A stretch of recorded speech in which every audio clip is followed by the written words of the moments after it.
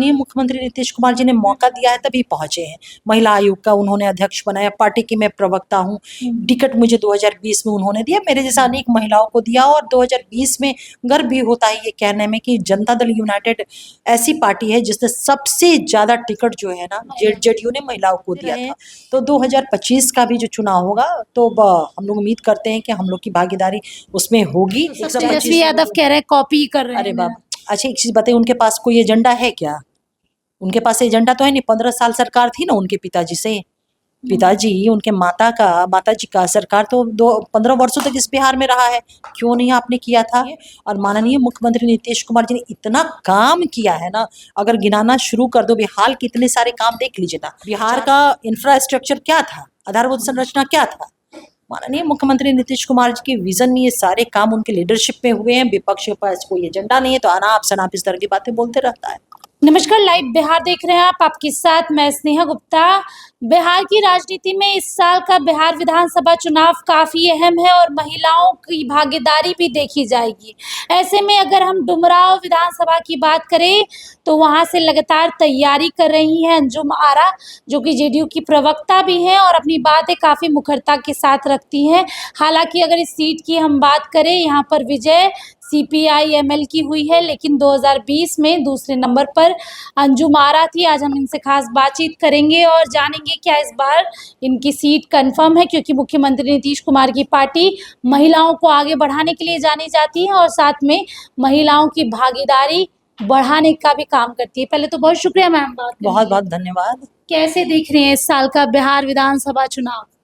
बहुत उत्साह के साथ और एक मजबूत विश्वास के साथ कि हमारे माननीय मुख्यमंत्री नीतीश कुमार जी ने बिहार में जो विकास किया है, विकास चाहे वो आधारभूत संरचना की करे, मानव विकास करे या महिलाओं के सशक्तिकरण की करे, इतने सारे काम हुए हैं।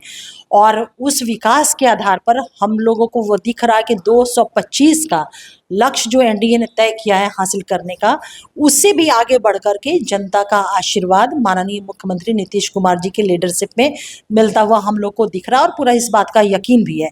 तो पूरा उत्साह है इस चुनाव को लेकर के और चुनाव तो बहुत जल्द घोषणा भी होने वाला है। कब तक घोषणा हो जाएगी सीटों को लेके, कब तक चर्चाएं क्लियर हो जाएगी? देखिए एक्चुअली है क्या कि ये सारा डिस्क्रिप्शन जो होता है ऑनरेबल इलेक्शन कमीशन को होता है कि कब वो कोड ऑफ कंडक्ट लगाते हैं या फिर जो शेड्यूल होता है वो सारी चीजें सीटों को लेके कब? ये तो हमारे गठबंधन का जो शीर्ष नेतृत्व है उसको तय करना होता है और बहुत जल्द।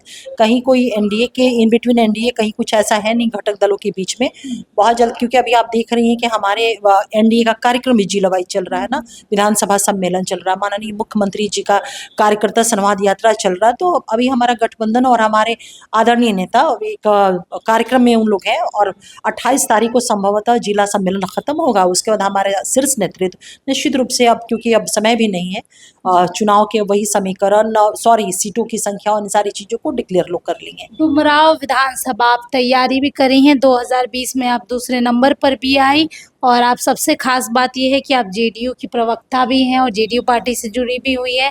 नीतीश कुमार हमेशा कहते हैं कि महिलाओं की हिस्सेदारी हम ज़्यादा से ज़्यादा करेंगे। ऐसे में क्या इस बार की टिकट आपकी कंफर्म है या आपने अपनी बातें रखी हैं? देखिए सबसे पहली चीज़, एक तो सवाल आपका है कि टिकट कंफर्म है, वो तो मैं जवाब उसका दूंगी, लेकिन सबसे पहली बात ये बिल्कुल आपने सही कहा कि माननीय मुख्यमंत्री नीतीश कुमार जी ने बिहार की बेटियों का, महिलाओं का राजनीतिक तौर पे, शैक्षणिक तौर पे, सामाजिक तौर पे और आर्थिक तौर पे इन तमाम बिंदुओं पर बहुत सशक्त किया है। अगर मैं अपनी बात करूं तो हमारे जैसे अनेकों पार्टी की कार्यकर्ताएं हैं, महिलाएं कार्यकर्ता हैं, जिन्होंने जिसका पॉलिटिकल व्यक्तित्व का निर्माण जो है ना जेडीयू में हुआ, माननीय मुख्यमंत्री नीतीश कुमार जी के नेतृत्व में हुआ है। तो हम लोग तो राजनीति में यहाँ तक पहुंचे हैं, वो माननीय मुख्यमंत्री नीतीश कुमार जी ने मौका दिया है तभी पहुंचे हैं। महिला आयोग का उन्होंने अध्यक्ष बनाया, पार्टी की मैं प्रवक्ता हूँ, टिकट मुझे 2020 में उन्होंने दिया, मेरे जैसा अनेक महिलाओं को दिया। और 2020 में गर्व भी होता है ये कहने में कि जनता दल यूनाइटेड ऐसी पार्टी है जिसने सबसे ज्यादा टिकट जो है ना जेडीयू ने महिलाओं को दिया था। तो बिल्कुल हम लोगों को विश्वास है कि क्योंकि हमारी पार्टी, हमारे नेता महिलाओं का जो हक है वो उस हक के लिए निर्णय वो करते रहे हैं। तो 2025 का भी जो चुनाव होगा तो हम लोग उम्मीद करते हैं कि हम लोग की भागीदारी उसमें होगी, चाहे जिस रूप में हो, लेकिन भागीदारी हमारी रहेगी और है भी। और टिकट की बात करें, बातचीत नहीं नहीं बिल्कुल, देखिए पार्टी के हम लोग जो है ना समर्पित कार्यकर्ता है, बहुत ही कमिटेड, बहुत ही लॉयल। पार्टी ने जो आदेश कर दिया, एक उस सिपाही की तरह कि कमान कहीं का भी कटता है वो कमान उठाता अपनी ड्यूटी पे चला जाता है। तो ये कंफर्मेशन, टिकट तय करना, ये पार्टी के शीर्ष नेतृत्व, एनडीए का अपना शीर्ष नेतृत्व होता है, माननीय नेता का ये डिस्क्रिशन होता है। और जब कंफर्मेशन जैसी कोई चीज होती है ना तो वो फिर आप लोग को भी जानकारी हो जाती है। लेकिन एक अपनी बात तो आपने रखी होंगी ना, क्योंकि 2020 की अगर हम बात करें, आपको अच्छे खासे वोट आए थे। लगभग अगर हम बात करें तो 45,000 के आसपास आए। 46,905 वोट आए थे। 46,000 46,905 वोट तो आए थे। लगभग काफी अच्छे वोट है और आप दूसरे नंबर पे रही हैं, तो आप अपनी बातें तो रखेंगी ना कि हाँ देखिए मैं इतना की हूँ, इतना क्षेत्र में घूम रही है, और लगातार आप क्षेत्र में जा ही रही हैं। ये बात आपके सोशल मीडिया प्लेटफॉर्म से भी पता चला। और देखिए एक चीज़ बहुत अच्छी बात है जेडीयू की या हमारे नेता की, बहुत कुछ कहने की आवश्यकता नहीं होती है। एक कार्यकर्ता जो होता है ना, कहने से ज़्यादा वो कर्म करने में विश्वास रखता है, और हम लोग उसी तरह के पार्टी के वर्कर हैं कि बोलना क्या है। आप जो काम करते हैं, कर्म करते हैं, उससे बड़ा वकील इस धरती पे कोई नहीं है। आप जो वर्क एग्जीक्यूट करते हैं, तो हम लोग उसी तरह के वर्कर हैं कि कर्म को करते हैं, पार्टी ने जो दायित्व दिया उसका निर्वहन। उम्मीद है ना कि आपको नहीं मिलेगी? नहीं, उम्मीद देखिए, उम्मीद ये सारे, बिना उम्मीद पे तो दुनिया कायम है। हर वर्कर को, जो भी कार्यकर्ता है, सबको ये उम्मीद है। और कार्यकर्ताओं के अंदर एक महत्वाकांक्षा होना अच्छी बात होती है, होना चाहिए। उससे होता क्या है कि जब एक वर्कर के अंदर महत्वाकांक्षा होती है तो वो सक्रिय होता है, और जब वर्कर सक्रिय होता है तो संगठन मजबूत होता है, संगठन सक्रिय होता है। तो ये बहुत अच्छी चीज़ है। और निश्चित रूप से जो भी निर्णय होंगे, वो महिलाओं के पॉइंट ऑफ व्यू से, जो भी वंचित, शोषित, और हमारी पार्टी का ये ट्रैक रिकॉर्ड भी है। ये पार्टी का हमारा मतलब आप देखेंगे निर्णय में इन सारी चीज़ों का महिला ध्यान, विधायक भी बिल्कुल लेडीज में है। बिल्कुल इस चीज़ का ध्यान रखा जाता है।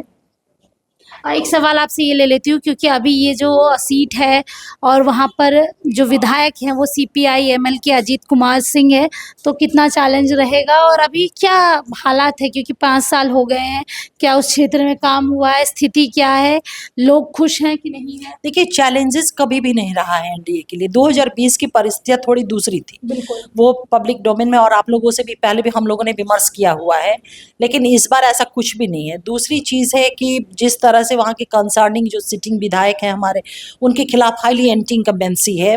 हमारी सरकार जानी ही जाती है, एनडीए की सरकार बिहार में नीतीश कुमार जी के नेतृत्व में कितना आधारभूत संरचना के दिशा में शानदार काम हुए, मानव विकास को लेकर के हुए, विमेन एम्पावरमेंट को लेकर के हुए, और हमारे यहाँ डेमोक्रेसी है, इस बात को समझना होगा। सरकारें जो है ना, पब्लिक रिप्रेजेंटेटिव के माध्यम से पावर का डिसेंट्रलाइजेशन है। तो जो जनप्रतिनिधि होते हैं उनकी ड्यूटी होती है कि इलाके की जो भी इश्यूज हैं, जनता के जो भी इश्यूज हैं, उसको पटल पे मजबूती से रखें। जब कोई जनप्रतिनिधि पटल पे, हाउस के पटल पे मजबूती से उन इश्यूज को, अपने इलाके की समस्याओं को रखता है, तो निर्णय होते हैं।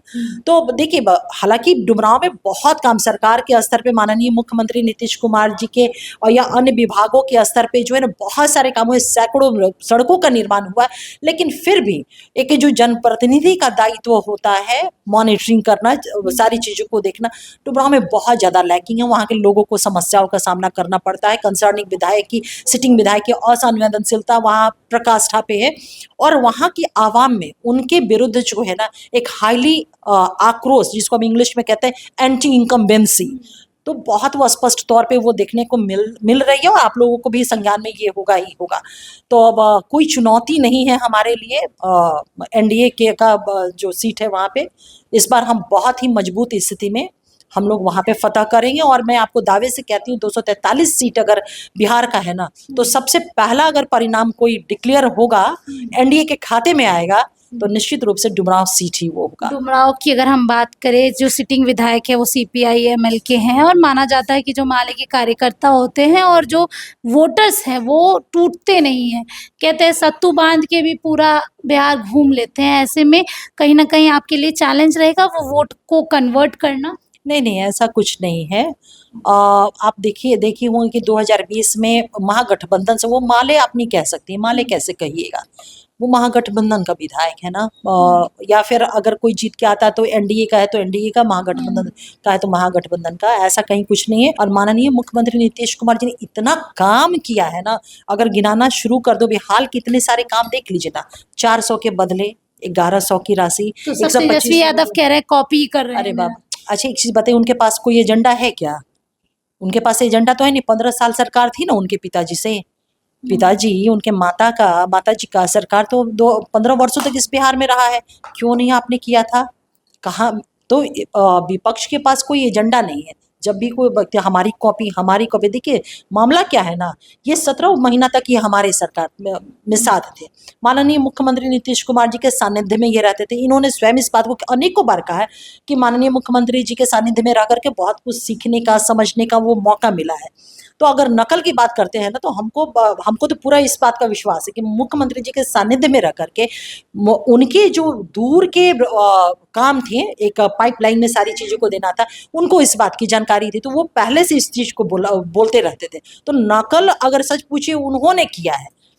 नीतीश कुमार जी को, हमारे आदरणीय नेता को नकल की अगर वो बात करते हैं तो इसकी आवश्यकता नहीं है।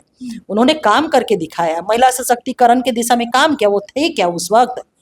बिहार का इंफ्रास्ट्रक्चर क्या था? आधारभूत संरचना क्या था? माननीय मुख्यमंत्री नीतीश कुमार जी के विजन में ये सारे काम उनके लीडरशिप में हुए हैं। विपक्ष के पास कोई एजेंडा नहीं है, तो अनाप शनाप इस तरह की बातें बोलते रहता है।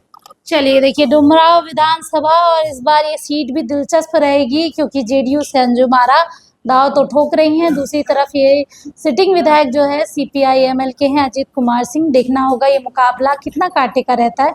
आप बने रहिए हमारे साथ, तब तक के लिए बहुत बहुत शुक्रिया।